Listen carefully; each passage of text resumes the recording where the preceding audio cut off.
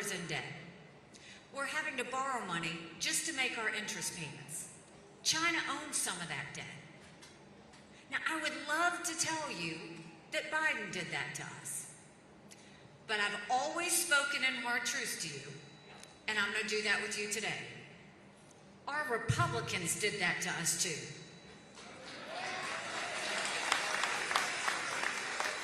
You go back and look at that $2.2 trillion COVID stimulus bill that passed with no accountability, left us with 80 million Americans on Medicaid, 42 million Americans on food stamps. That's a third of our country.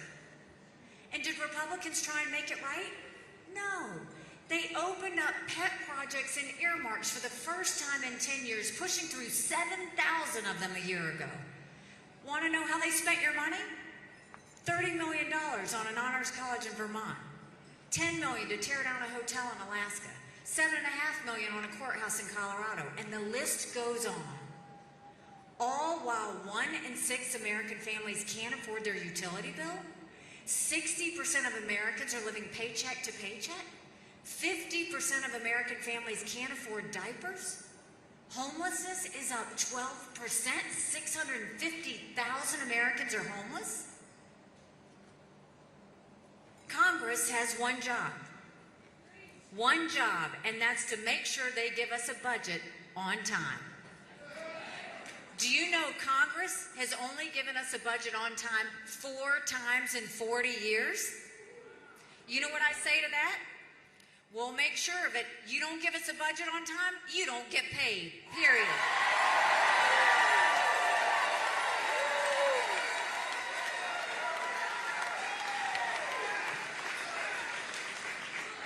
We will make sure we start with our economy by making sure we claw back the over $100 billion of unspent COVID dollars that are still out there.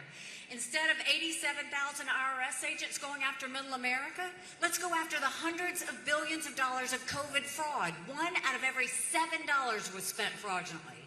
Donald Trump recently said the reason we went into so much debt was because of COVID. How could he let it get spent like that, where all of it was so fraudulently done? We count on our leaders to make sure they get it right. If 8% of our budget is interest, quit borrowing. Cut up the credit cards. You have to balance a budget every day.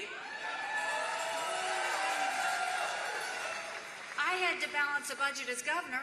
Why is Congress the only group that refuses to balance a budget?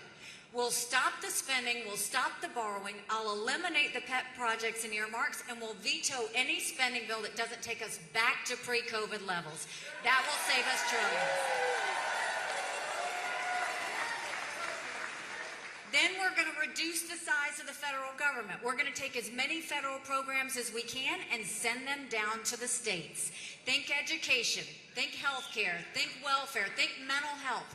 If we go and take the strings off and send those down to the states, it empowers you here on the ground to have more access to those resources. So we've got what we need to do to get that back on track. We know how we need to get our economy back on track. But now let's talk a little bit about education.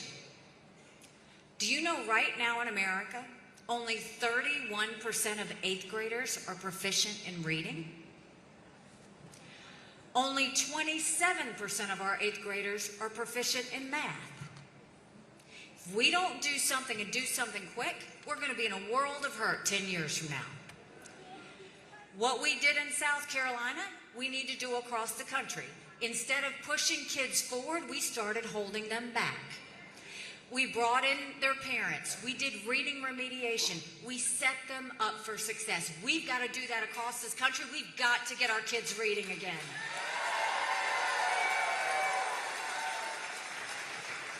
And no parent should ever wonder what's being said or taught to their child in the classroom. We need complete transparency in the classroom. Every parent has one job, and that's to make sure we do right by our kids.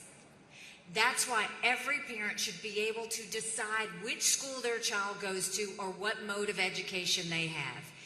Education, when it comes to this, the kids and the parents decide that, not based on a zip code. So we need to have school choice across this country.